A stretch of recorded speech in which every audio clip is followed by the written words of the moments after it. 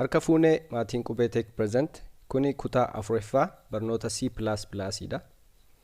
Kutaa darban keessatti waa'ee syntaxii, semantikii, first programming keenya hello world run goone, waa'ee commentii, waa'ee variable, identifiers, keywords jenne kutaa sadeeffaa fi kutaa lammaffaa keessatti ilaallee turre. Egaa barnoota C++ kana irraa galchina amma dhuma isheetti wajjin deemnee kutannee kaaneerra. Kanaaf namoota barachuu barbaadanii viidiyoo irra darbanis check godha.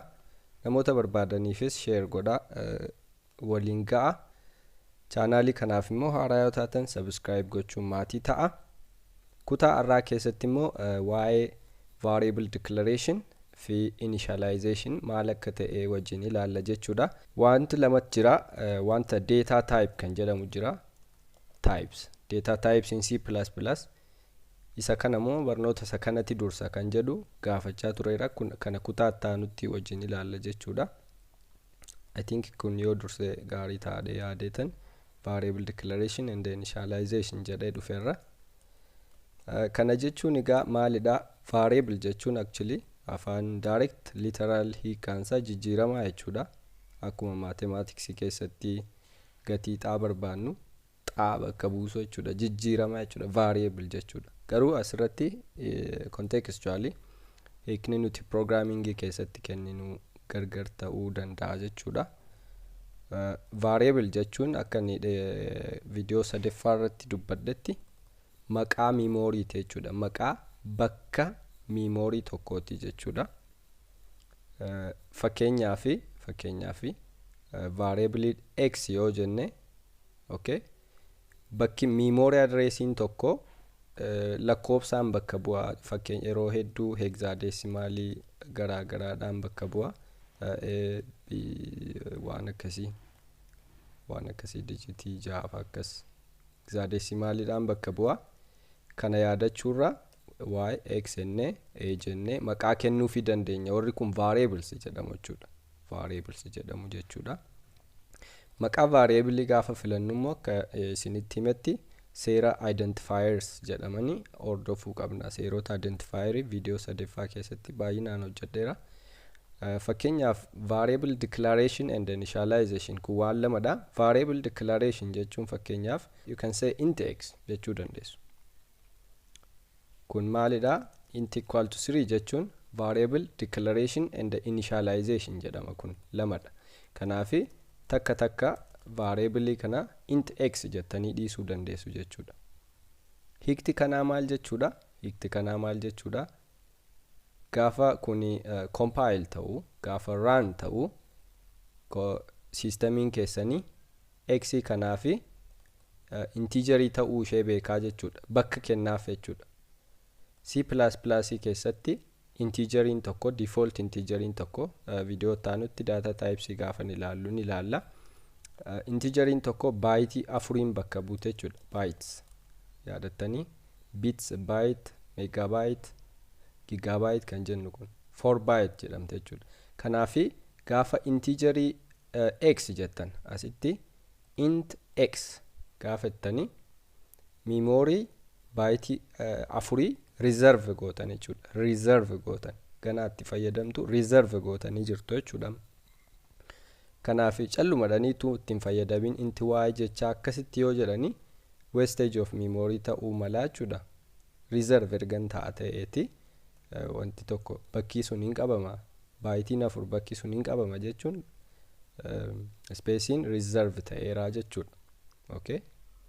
Asitti kutaa jalqabaa keessatti gaafan introduction isinii dubbadhu C++ is statically typed language jenne yoo yaadattu ta'e C++ is statically typed jenne. Kana jechuun maal jechuudha? Fakkeenyaaf language kaan keessatti x equal to 4 jechuu dandeenya. Fakkeenyaaf yookaan immoo something like you can say h equal to 9 jechuu dandeessu. Utuu h'in maal akka ta'e hin ibsiin jechuudha. Language kan akka scripting language javascript faa keessatti directly interpreter maal jedhee hubata? H'in kuni sagal waan ta'eef sagal jechuun immoo integerii dha. H kana integer jedhee yaada jechuudha. Garuu C++ keessatti C++ is a statically typed dha.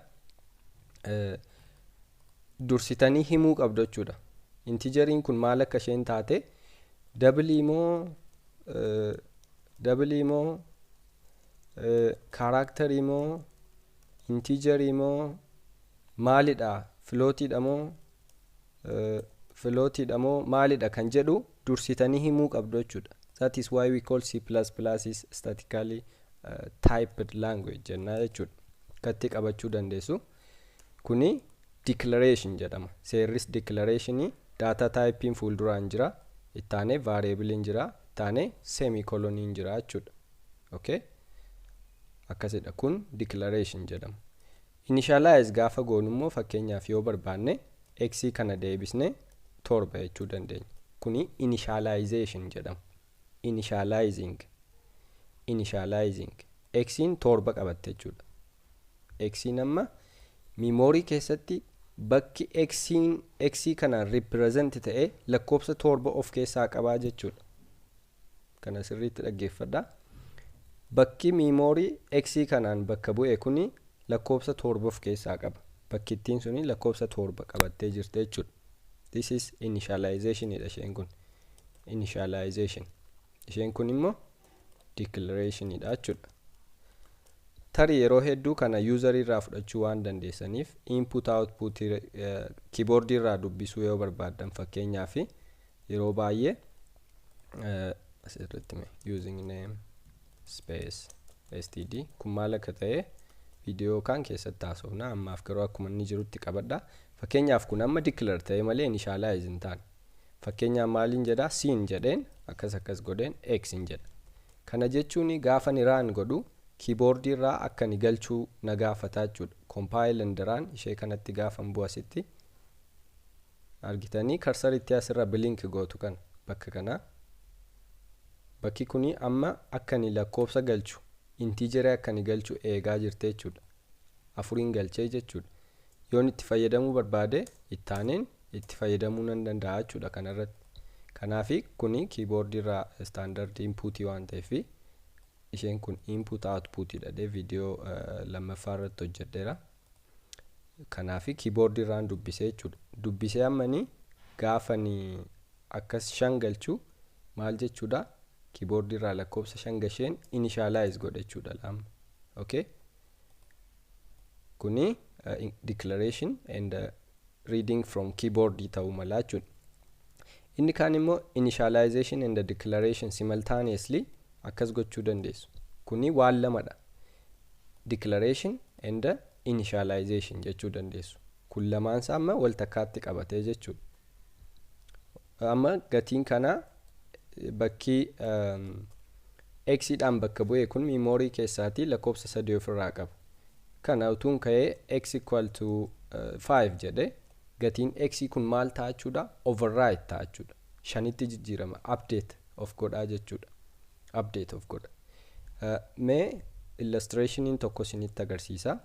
Hiikumti int x equal to 3 jechuu maal akka ta'e fakkeenyaaf data type jijjiirtan immoo float y equal to 4 point something like this akkas jechuu dandeessu. Amma kun maalidha y'in kuni decimal point of keessaa qabaa jechuudha. Float gaafenna floating point.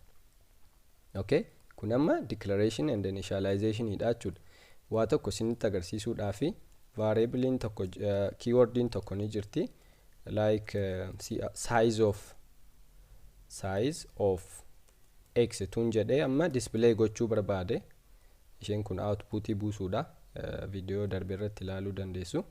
Size of x jechuun xin byte meeqa what byte kan jedhu bytes which is basically 4 jettanii deebisuu dandeessu. Kanaaf size of xin kun amma sadii kuni byte 4 store taati jechuudha. Kana gaafa run godhu amma fakkeenyaaf maal jedha beektaa 4 baasa sitti. 4 jechuun sizein x kana integer x jedhamu kuni byte 4 qabatte jechuudha memory irra. Byte 4 qabatte jechuudha. Okay? Fakkeenyaaf immoo isa nama barleesse float y equal to 4.355 jedhe amma what is the size of y tun jedhe immoo maal jechuu danda'a ni ilaalla which is equivalent with 4 byte kunis 4 byte dha.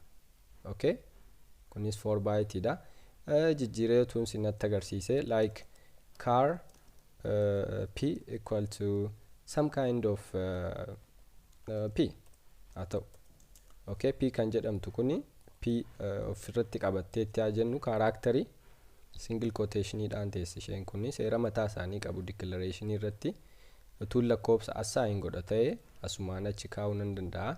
Raan tun godhe size p kuni tokko jechuudha, byte tokko. Character jechuun byte tokko, float jechuun byte 4, int jechuun byte 4 qabataa jechuudha. Akkasidha hiikti the declaration and the initialization. Yoo size isaa determine gochuu barbaadan immoo hanganni memory irraa raamii keenya irraa qabu yoo baruu barbaadani size of something jettanii akkasitti display jechuu dandeessu jechuudha.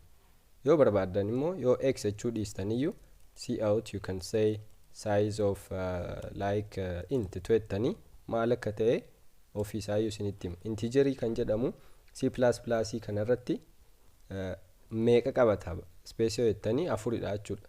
Okay, akkas jechuudha. Kuni walqixadha kana wajjin hiiktisa size of jechuun ammam qabata memory irraa space kan jedhu agarsiisuu barbaadeeti jechuudha. Kanadha mee illustration ani image dhaan hojjedhe akka salphaatti namaa galuuf of course yoo beginnerii taatan complex yoo isinitti ta'e comment irratti naa barreessa. Waan hunda dubbachuu hin danda'u C++ kana irratti barnoota kana irratti garuu yoo gaafii na gaafattanii xiqqoo experienced waan hin ta'eef C++ kana isiniif deebisuu nan danda'u kan wajjumaan irratti dubbisuu dandeenya jechuudha. Image kanan visualize gochuudhaaf isiniif hojjedhe fakkeenyaaf integer x equal to 3 jechuun hiikumti isaa maali C++ irratti kan jedhu akka kanaatiin illustrate gochuu yaale jechuudha. Fakkeenyaaf int x equal to 3 jechuun C++ keessatti hiikti isaa maal ta'uu danda'a. Let's imagine this is your RAM, raamii keessan yookaan memory haa ta'u kan virtual memory ta'uu danda'a. Maal jechuudha x equal to 3 jechuun bakki seelii memory kuni byte tokko qabatti which is bt 8 jechuudha. 8 baayisuu 4 jechuun 32 nire yaa 32 taate jechuudha. Okay, kanaafi integeriin tokko C++ keessatti int x gaafa equal to 3 tanii 3 kuni 0 fi 1 itti qayyramte akkasitti binary 32 taate jechuudha. Basically by number conversion keessatti waan akkasii jira. Number conversion keessatti fakkeenyaaf decimal number 3 jechuun kanaan binary representation isaa kana ta'uu danda'a. Fakkeenyaaf binary lamaan bakka buusuu barbaadan lakkoofsa 3 kana 11 taati. BT 3 bakka buusuu barbaadan 011 taati. BT 4 yeroo taatu 0011 taati. BT 8 yoo barbaadanii fuulduratti 0 ida'uudha jechuudha. Akkas ta'aa deemti. Fakkeenyaaf BT 16 kana fakkaatti, BT 32 kana fakkaatti jechuudha. Ammaaf kana dhiisa. Kanaafi kuni lakkoofsa 3 jechuudha. 3 BT 32 gaafa represent ta'u jechuudha. Kana jechuun. Okay, kuni gaama memory keessatti bakka 4 qabata. Seelii memory keessaa seelii jalqaba, seelii lammataa, seelii taanu kun immoo seelii 4ffaa taate jechuudha. Kana jechuudha. Akkasitti store taate jechuudha memory keessatti. Kun hundi ishee lakkoofsa 3 jechuudha binary dha. Gaafa decimalitti jijjiiramu lakkoofsa 3 jechuudha. Akkasitti jijjiiramti.